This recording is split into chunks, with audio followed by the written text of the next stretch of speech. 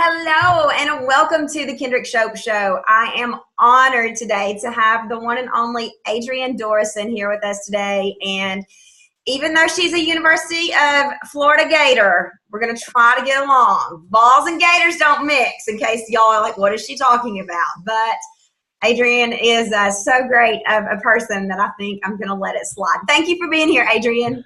Thank you for having me, and I'm excited to be here. My fiance is a Vol, so we've made it work. So I know that you and I can make it work too. All right. Maybe that's the only real reason you're here, because I'm just kidding. So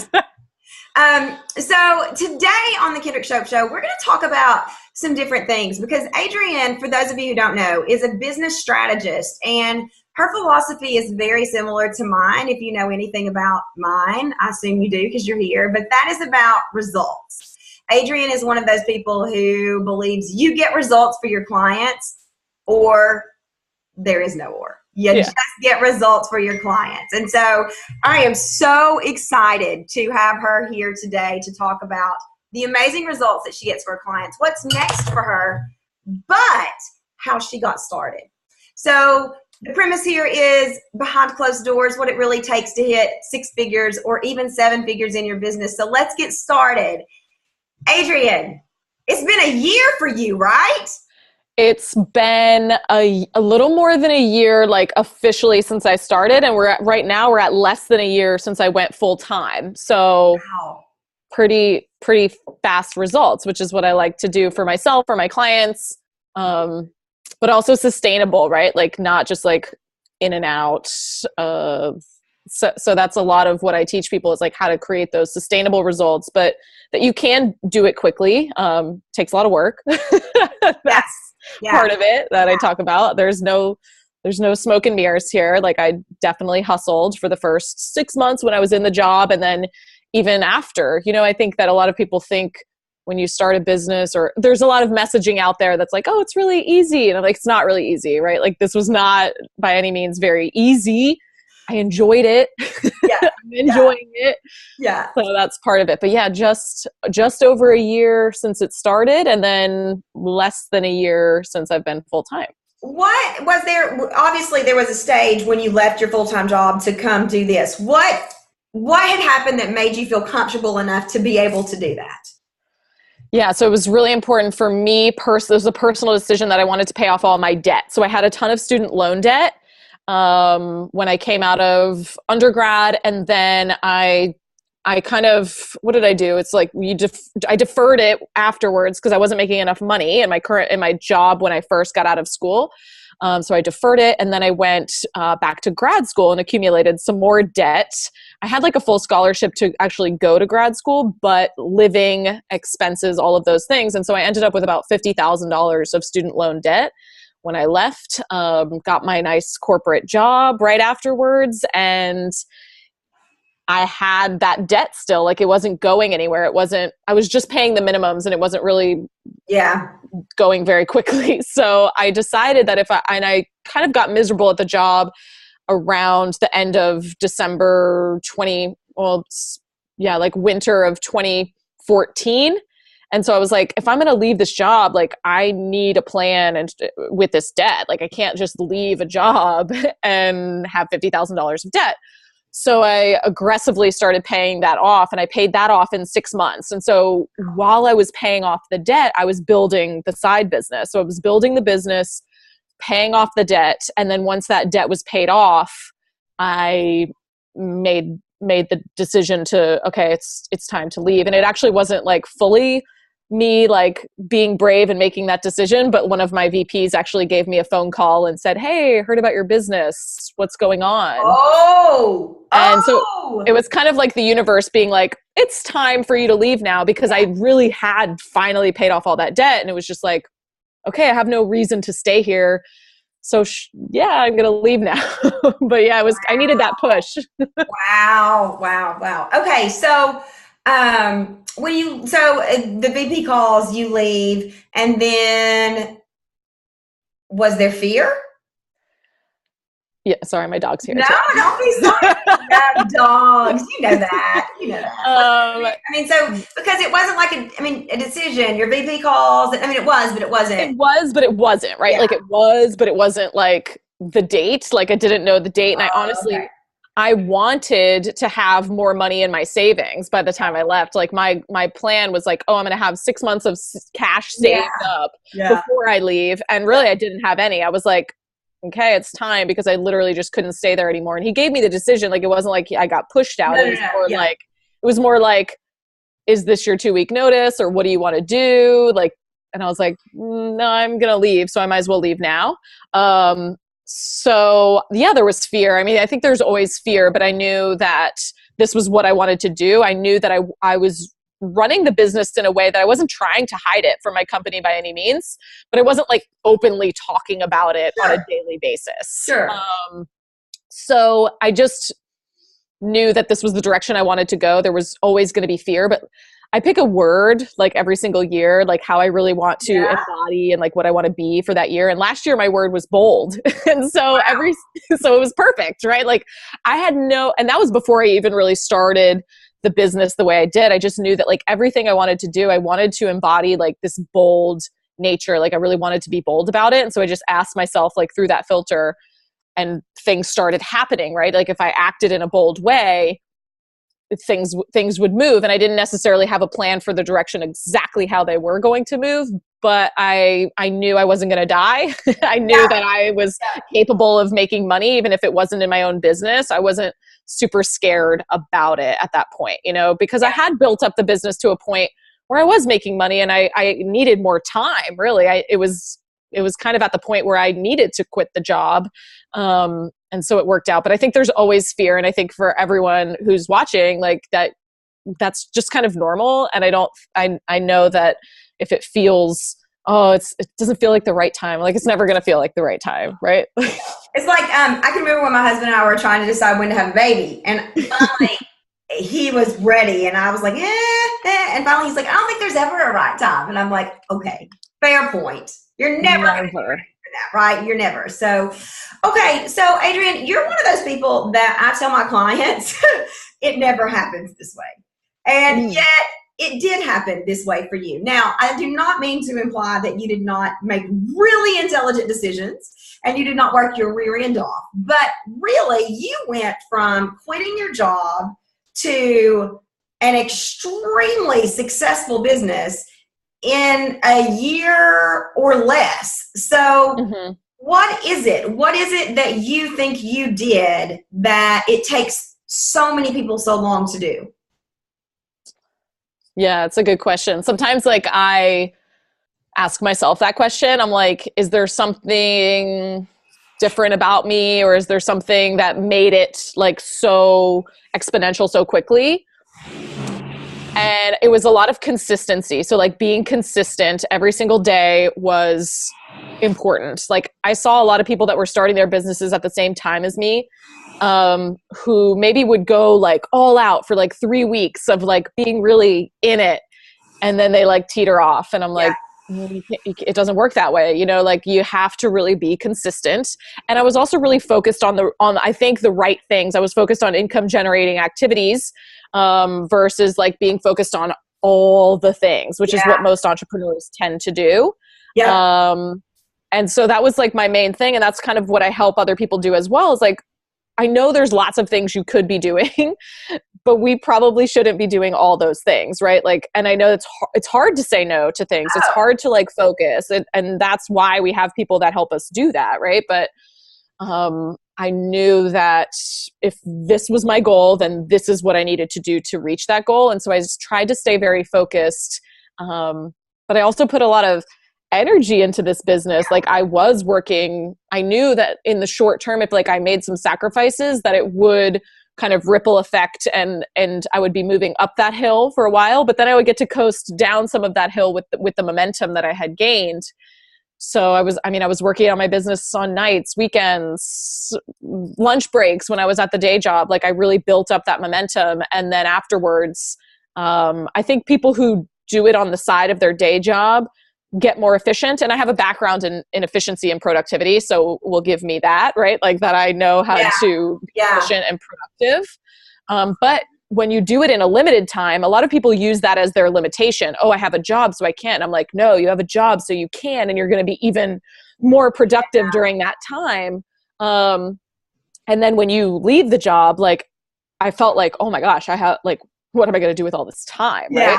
And surely it fills up, but So okay. So you referenced income generating activities.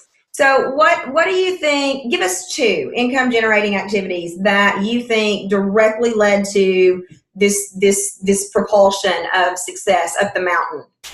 Yeah. So some of the income generating activities that I did and still do would be things like talking to people, like literally getting out there and talking to as many people as I could. I was giving out free sessions, especially a lot in the beginning. And I still do this from time to time, especially when I am going to like put out something new and I want, excuse me, to like really see if I can get results for people on this particular thing. But really talking to people, like I've run my business in a way that is very connected with my audience. Like I want to build really strong relationships with people. And a lot of people will say, oh, I don't have time for that. And I'm like, you don't have time not to do that.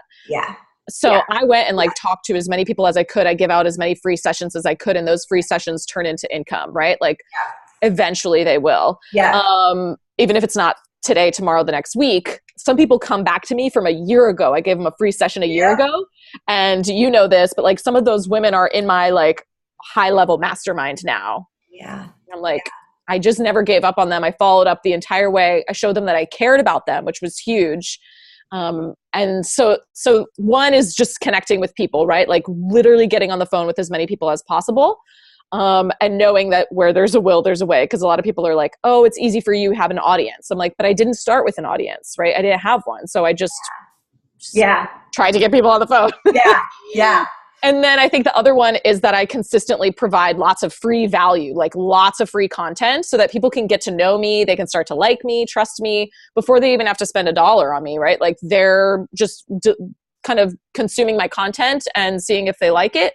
And I don't hold back. Like I give a lot of value in my free content, which I think a lot of people are scared of. But I know that if someone likes my free content, they're going to love working with me. So I'm not afraid. Absolutely. I love it. I love it. I love it. Okay. We're going to shift gears here a little bit because even though your ascension, if you will, up the mountain was rapid, if we were to wind the clock back a little bit and look at you in college and you post college, and it's not a straight line. You know, a lot of people say to me, well, I mean, Kendrick, it was a no-brainer for you because you worked in sales for 15 years and you blah, blah, blah, and I still didn't see it. But it doesn't have to be like that. And so that's what I want people to see. So at the University of Florida, you majored in what? I majored in like wildlife, ecology, and conservation. Wildlife, ecology, and conservation. And then you know that because you're at Tennessee Vol, and that's a big program there too. But people who are in like other parts of the country are like, what is that? Right? Okay. See, I didn't know that. It just made total sense to me. But okay, so tell us what that is, Adrienne. So like really when I went to school, I started out as a business major actually because that's what my dad does. And I was like, oh, we have to pick something, right? So I just picked business. I didn't like it because most of the classes at University of Florida were online for business school, and I just didn't like it. So, and I knew that like what I really wanted to do was like pet animals for a living. Like literally that was my thing. And so then they put me in the pre-med like vet track, and I was like, after about 6 months a year, I was like, I don't really want to be a vet. Like I was like, that's not it. And so then I found out there was this wildlife conservation program. So I started studying wildlife and really like ecosystems and the ecology and behavioral science of animals. So I studied wildlife ecology. I actually studied abroad, and I lived in South Africa for a summer, and I trained to be a safari guide, which is like so random, right? Like part of my life though, but it was a life-changing experience that still contributes to my business today. And a lot of people are like, how, right? But like really always looking for those commonalities. Well, I had to lead a team of people there, and I had to keep them safe, and I had to make really quick decisions. And it's a lot of how you use your skill sets that you've learned in other places in different ways. So that was something that I'm always very passionate about, as well as I think that like wildlife and nature and ecology can always be related back to business and people. So I love bringing in that part. And then I worked for a little bit. I taught. So I'm a teacher by trade as well. Like I taught environmental education.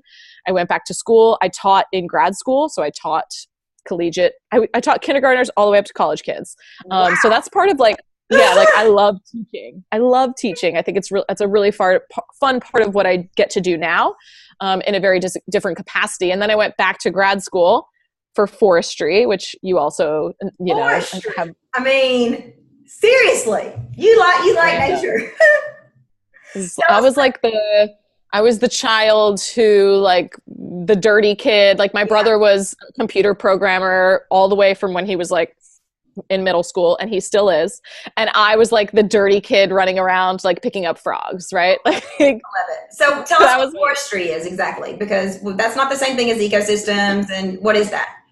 Yeah, so when I went back to graduate school, I was really studying, forest markets. Like, so forest business is an entire industry that is very large in the South, where you buy trees, you bring them to paper mills, there's a lot of supply chain logistics that go into that, which is eventually what my job was related to, was all the supply chain from getting a tree from the woods all the way through the manufacturing process back out to other, manufacturing companies that turn it into the products that we have in our house today, right? So like lots of business components that go into a natural resource product. So that was kind of my role, was the supply chain process. And that was all about efficiency. I couldn't believe, I spent some time in Eugene, Oregon, where I followed Georgia Pacific's process from the tree to all the way. I have my hard hat on all the way through, using every part of that tree back to replanting the tree, or a tree in its place. It's fascinating to me. I mean, I was blown away. Like, you look out at nature and it's just beautiful. But in those lands that are forested, it's amazing what goes into it. Yeah. And it really, when you really have to understand the whole process, you have like such more of an appreciation for it, I think, because it is it can be a very long process. But it's also a very intricate process, as well as, like, I got to know landowners. I got to work with people a lot. And so that was one of my really strong skill sets, was communicating with people, negotiation, because it's not usually public lands that we're taking trees from. It's usually private land. So we're talking with landowners. So there's so many intricate pieces of this puzzle that I got to use a lot of the skill sets that I use now, but just in a very different way, right? And then internally looking at, okay, how do we make this process more efficient? How do we save millions of dollars? Because that's really on a daily basis what we're consuming. Right. So we make this even more efficient, which a lot of people are like, no idea unless you've worked in that type of corporate manufacturing setting, right? How funny is it that you worked on that end of lumber and trees, and you worked on the other end. I worked on the selling side of lumber. So we both at time could have had our hard hats on, except I'm older than you, walking through lumber yards or whatever at the same time. That's crazy. Absolutely. And as well, like, I know that, like, being one of the only females in the industry, like, that was one of the biggest things. And I think that was one of the things I knew that would help me advance quicker, because I was not only a woman, but I was actually really good at my job, right? Yeah, absolutely. Which is rare, because it's like an old boys club. Oh, that's a perfect way to describe it. I can remember I had to learn about grading hardwood lumber and that sort of thing, and plywood and sheetrock, and even though sheetrock's not lumber. And I remember saying to my husband, I need to go to Home Depot to study. And he was like, what have I done? What are you doing? Like, I was like, I need to go look at the lumber, and like, you cover up the tag and let me see if I can find the knots and the. Yes. Oh, if I could just suck that out of my head now. It would be great, right?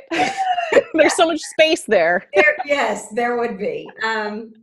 Okay, so then you went, forestry, but you also learned about the business side of it, and then you went to work for, which this is a pretty straight line, right? You went to work for a corporation that utilized your degree. Would you say yes in some ways? Yeah, absolutely. And I think I gained a lot of valuable skill sets while I was at that corporation as well, because corporations train you. They want you to become become the best, right? And I think as entrepreneurs, it's our role to continue to train ourselves, because we take for granted that like corporations are like, if you're in a job role, they're training you to be that next leader. Yeah. That's such a great point. Like Yeah. the first business book I can remember reading was Discover Your Strengths by Marcus Buckingham. Mm-hmm. And I read it at Georgia Pacific. And I mean, I was just enamored with it, you know, and then they started assigning books. And then in pharma sales, we read books all the time about training and whatever. But yeah, you don't have that push. You know, people talk about shiny object syndrome and I want to do this and I want to do that. And it certainly can be negative. But I think if it's done in a strategic way, learning only helps you become more successful, right? I think that you will become irrelevant if you don't keep learning. I agree. My husband's always saying that. He's always like, but what are you doing to keep up with the new trends and the new whatever? And I'm like, I got this, babe. I got this. But in corporate, they're always going to lunch and learns and this and that. And so I had a mentor in my company. I had an assigned mentor. I did too. Yeah. And that was the VP that eventually gave me that phone call, you know, like, hey, what's going on? But we had like monthly meetings where we would talk about like, okay, what are you specifically working on? Not just like, what am I working on a daily basis, but what are you working on in terms of skill sets that you want to develop, and what projects can we add to your plate so that you can develop those skill sets? And so that was something we were doing all the time that I think a lot of people don't take advantage of when they move into an entrepreneurial role, that like you are now responsible for that training and development. And so like, I'm really like, I invest in my mentors, and I stay relevant. And I think it's important for people to figure out, no, not shiny. Don't do all the courses at one time, because then you won't learn anything, but like really thinking about where is the gap in my skill set, and how can I stay relevant by learning a little bit more about it. I agree 100%. And I think the thing that people, at least I didn't realize for a long time, is that even the people who are making millions of dollars do that. You know, like I know they learn and they read and they have mentors, and there's a reason for that. So yeah, I love that. I love that. So, okay, Adrienne, so I asked everybody on the Kendrick Show if you could give little girls, I don't know why little girls, because I have a little girl, children everywhere, one piece of advice, and one piece of advice only to carry with them for the rest of their life, what would it be? And my brother is pregnant now. Well, my brother's not pregnant. His wife is pregnant with a little girl right now. And so now I think about this little girl, and what am I going to tell her, right? Like, what would I tell this little girl? And it's going to be like so cliche that like if they believe that they can do this, like they can do whatever they want, but there's a caveat that they have to take action. Like if you believe it, then you can, but you have to take action to do it, because I think a lot of people forget one of those pieces. They try to take action without believing they can actually do it, which won't get you very far. Or they don't, if they don't believe it, or they believe that they can, but they don't take any action, it's not going to work either. It's not just going to fall out of the sky like manna from heaven. No. Whatever. When we figure out how to do that, we're going to be charging a lot more, Adrienne. Absolutely. Then. What fun is that? Exactly. What fun is that? It's interesting because Adrienne knows this, but I spent the weekend with some very successful businesses. It was quite an honor. And the common theme I heard from women who had created $100 million, and one lady a multi-billion with a B industry or business, was exactly what you said. Exactly what you said. And that you have to believe that you can, even when you hit $1 million, even when you hit 7 figures. Like, that's an amazing accomplishment. But why stop there? Believe you can do more if you want to do more. And I've never really thought of it that way, because I always have been shooting for the next goal, replace my pharma income, or hit 6 figures, then replace my pharma income, then whatever, then 7 figures. And so, but now I love that I've been pushed even further to say, no, what's next? Yeah. And believing that you can.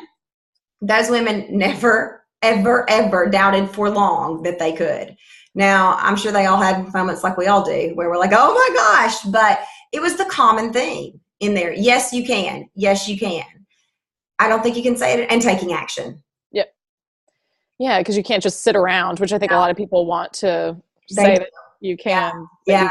you can't just sit around. But also like incrementally, like maybe you right now, and I talk about this sometimes when we think about like money set points, like whatever you were making, like whatever is your normal right now, like you might not be able to believe that you know, if you were making 60,000 at a corporate job or whatever it is for you right now, 30,000, I don't care what it is, 100,000. Yeah. It might not be very, like, you might not believe yet that you could make $1,000,000, but can you believe that you can make 100,000, right? Absolutely. Then can you believe from there that you can make 500,000? Because it's Absolutely. not going to work if you don't like incrementally step that thing up. And they probably didn't believe that they were going to be multi-billionaires at the beginning, but every single time they continue to challenge themselves, question themselves, and say, what do I believe now about myself after I did this? And I think that's super important. Absolutely. Yeah. And that's a great clarification point. Thank you for making it. And I couldn't remember that. Like at first I just wanted to make, okay, I just want to make $30,000. Okay. I just want to replace my farm income or make six figures. I just want to replace my farm income. Like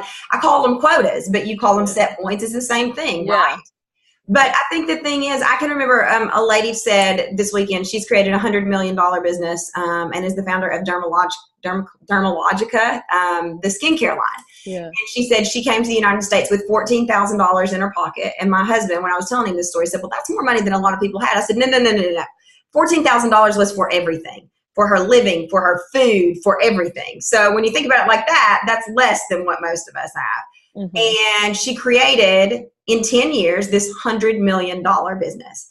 And I can remember somebody saying to her, what did you do? What was it? And she said, I knocked on every salon door I could walk to, I could bus to, I could whatever. If there was a salon, they were going to know my face. Yeah.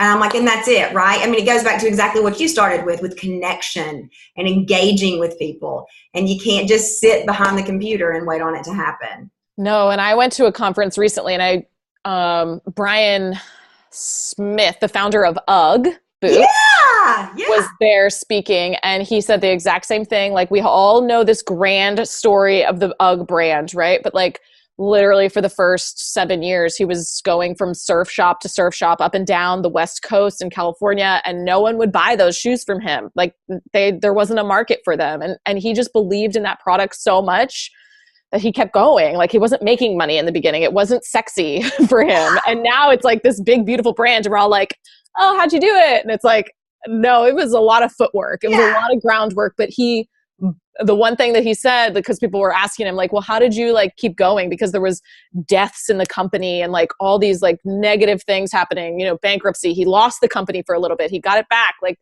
he's like, I believed in the product. He's like, I believed in the product so much that like, I couldn't stop going. I was like, that is so beautiful. There you go. Yeah. I mean, our work is done. Seriously. I mean, that's it, right? Yeah. And if you don't believe in what you offer that much, so I don't mean that you believe it's going to become the next UGG, but if you don't believe in what you offer that much, then you need to I think you need to reevaluate, because you got to be that passionate about it for the days like that, right? When everything goes wrong and you think, what am I going to do? So, okay, Adrienne, so last question.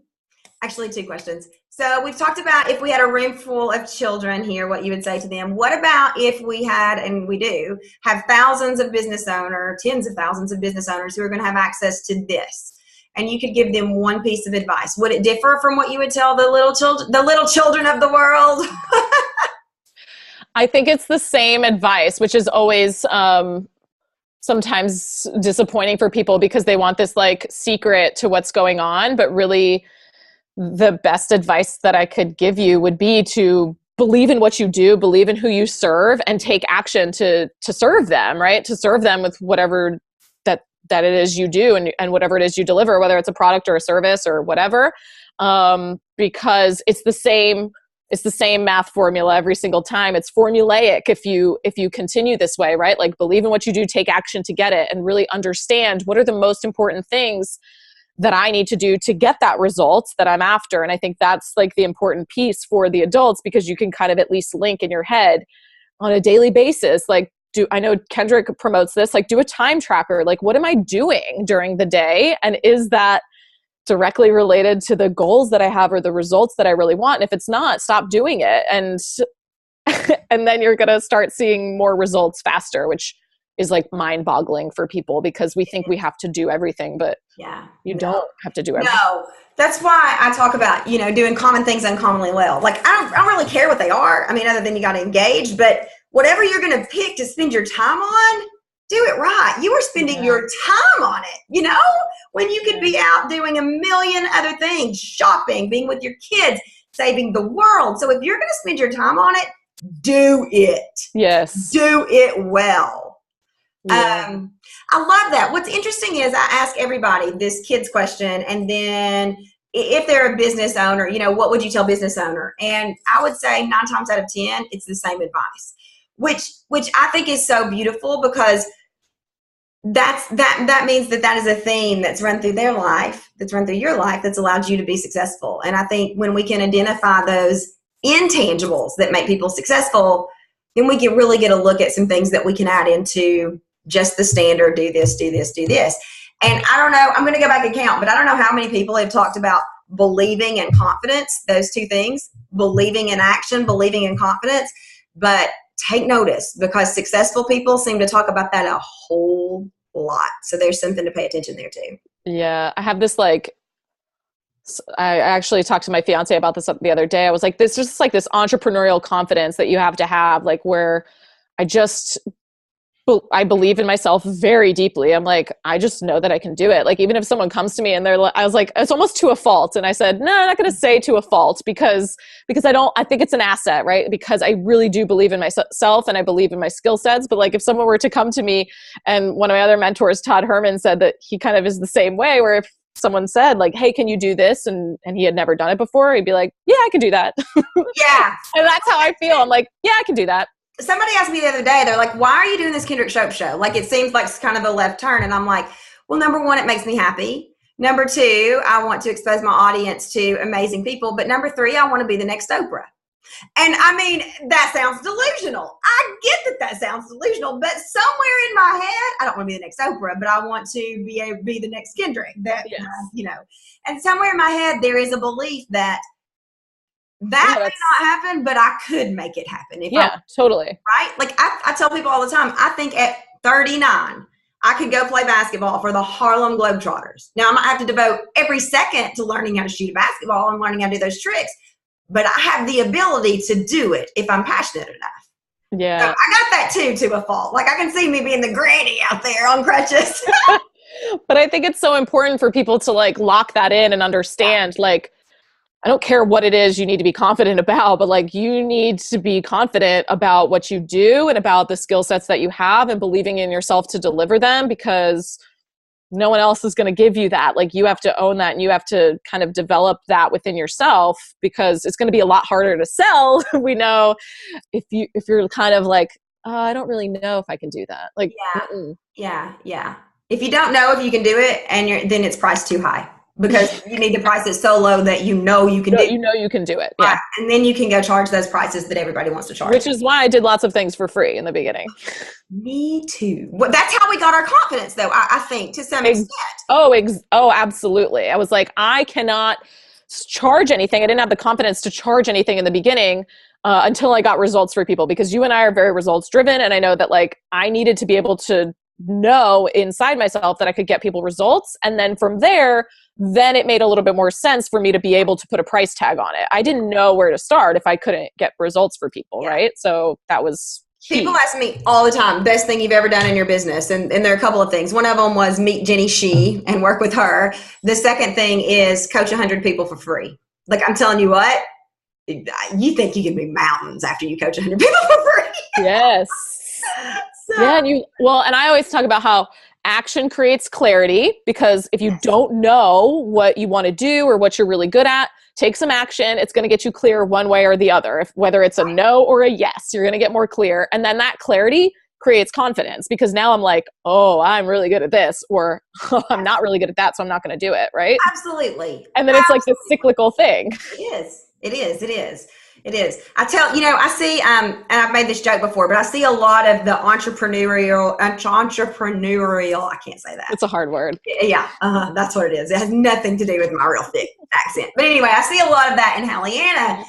But it's funny because Halliana comes in with these big, dramatic dreams like I did. And she wants to skip steps 1 through 4. So and I'm like, yep, that's what I wanted to do too. So she wants to be a childhood actress. And I said, well, sweetheart, then we need to, sign you up for the local theater and let you start. She's like, no, when do I get the agent? And I'm like, where have you heard about agents? The Disney Channel. And I'm like, well, you need to practice. We need to see if you actually enjoy this before we move our family to California. But Mommy, you told me I could do anything, and I believe. And I'm like, yeah. I've created a monster. Yeah, like I believe in your ability to go practice that. Yes, exactly. She's like, well, okay, but I was in a play at school, and I was like, sweetheart, you had one line. One. You got to give it to her, though. Oh, I mean, she won't stop. It's good, though. It is. She's like her mama. So we've got to get her signed up for local lessons because every day she's like, have you called? Actually, I'm going to do that today. Okay, side note, sorry. Somebody tag me and say, have you gotten that kid in local theater, you bad mom? I got it. So, Adrienne, thank you so much for being here. I love talking to people like you who take their clients' results seriously. I think because of women like you, we're able to change the conversation with women in business, which is super important to me. It's no longer about you have this belief and you work with a coach who rips you off. You set the standard for, no, you have this belief that you can do it. And if you work with the right person's going to get you there. And so thank you for the example that you set for me, for my clients, and for our people, because I think because of women like you, we're changing the conversation and making more women successful. Oh.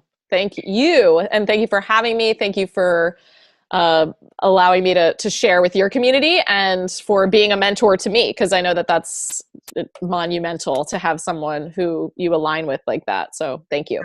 And last thing, where can people find out about you? You've got some exciting stuff coming up, by the way, this year. Lots. Do you want to talk about great material? I've seen it. She's got some great material coming out this year, but I won't spill the beans. But where can they learn more? Yeah, thank you. So you can go to adriennedorison.com to find out.